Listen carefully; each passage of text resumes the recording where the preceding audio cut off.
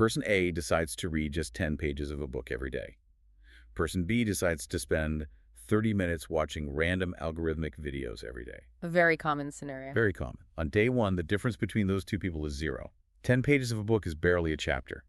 30 minutes of video feels like a harmless break. Even on day 30, the visible difference is negligible.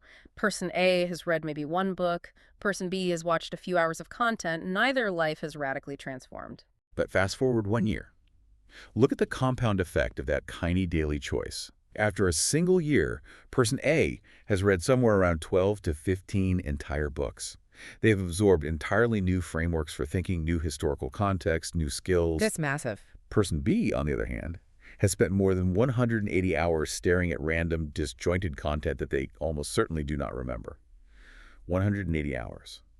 Over a 5-year period, the gap between their knowledge base, their attention span, and their mental clarity becomes a chasm. Absolutely. And it wasn't because person A did some heroic, exhausting reading marathon. It was just 10 pages a day. That divergence is the core lesson of this entire deep dive. Real, lasting success is rarely built by one massive, heroic action. It is built by the steady, relentless accumulation of daily routines. The source material lifts out these stark contrasts. Exercising, waking up early, learning new skills, intentionally planning your day. These are the compounding investment. Procrastination, negative self-talk, doom scrolling, these are compounding debts.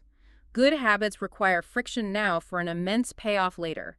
Bad habits remove friction now, but they make your life infinitely harder in the long run. Okay, so the diagnosis is clear. Our brains want to automate everything. Modern algorithms are weaponizing our dopamine, and small choices compound into massive life changes. The obvious question is, how do we actually rewire the machinery? We have to get practical. Exactly. The notes provide a very specific 5-step blueprint for behavioral change. Let's talk through these strategies, starting with step 1, which honestly sounds a bit counterintuitive. It says, start small. It sounds counterintuitive because our culture glorifies the massive transformation. We get a burst of motivation on a Sunday night and declare, I am going to the gym for an hour every single day. New year, new me. Exactly. By Wednesday, your basal ganglia realizes how much glucose that requires, and you quit. The psychology behind Start Small is about reducing the activation energy required to start the routine. You have to shrink the habit until it is practically impossible to fail. Make it easy. Right. If you want to start running, your goal shouldn't be 3 miles. Your goal should be to put on your running shoes and step outside. That's it. That lowers the cognitive load. You aren't intimidating your prefrontal cortex.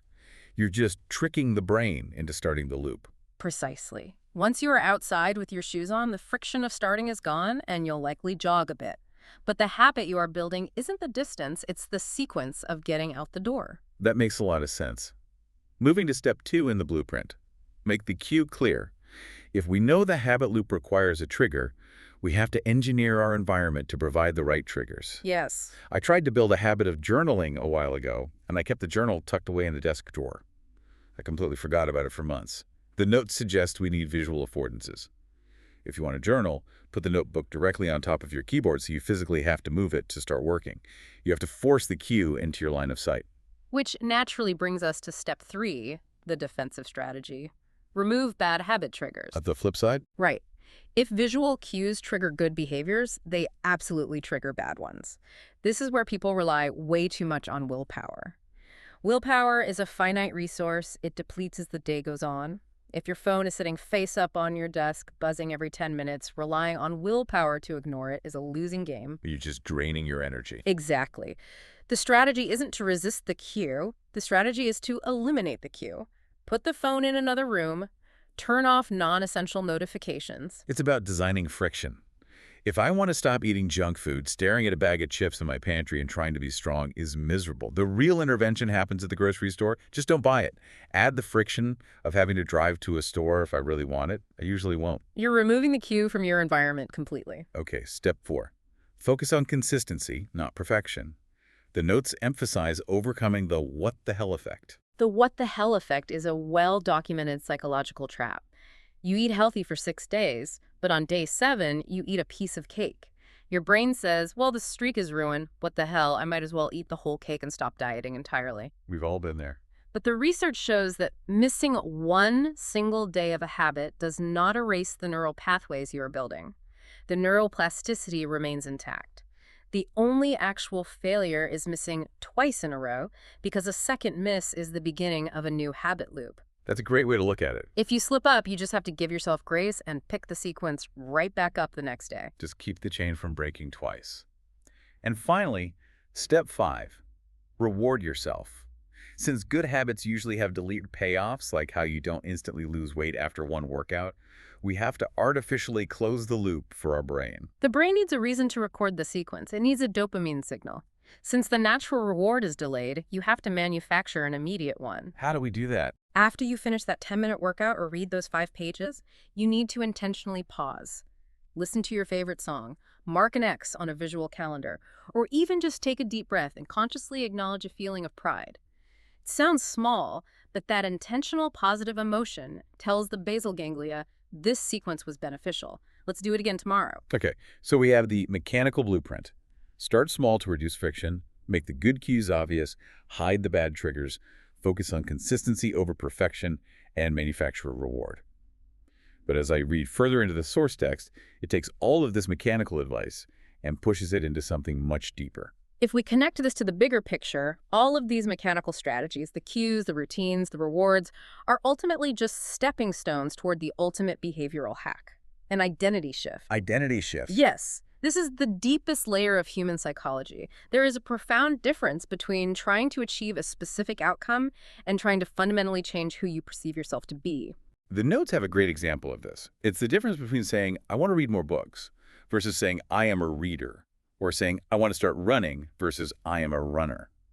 It seems like a subtle semantic trick, but the text argues it changes everything about how the brain approaches the habit. It changes everything because it shifts the motivation from external compliance to internal alignment. Can you break that down a bit more? Sure. When you say, I want to read more, you are implying that reading is a chore, an external goal you have to force yourself to complete using willpower. But when it becomes your identity, when you genuinely adopt the belief that I am a reader, the internal friction vanishes. You no longer have to force the behavior. You just do it. You simply act in accordance with your self-image. A reader naturally picks up a book before bed. A healthy person naturally chooses water over soda. Your habits just become a natural expression of who you already are. Every time you perform the small habit, every time you read just one page, you are casting a vote for that new identity. So what does this all mean? When we zoom out and look at all this behavioral research, all these notes on loops and cues and identity, it paints an incredibly clear picture of how our futures are actually constructed. The life you are going to experience in 5 years or 10 years, your physical vitality, your financial stability, the depth of your knowledge and your overall confidence, none of that will be the result of a few lucky breaks or massive, exhausting overnight transformations. No, it won't. It will largely be the result of the quiet, invisible forces you are building right now, today. Good habits build your potential slowly but surely. Bad habits dismantle it silently. Every single micro-choice is a vote for the type of person you are becoming.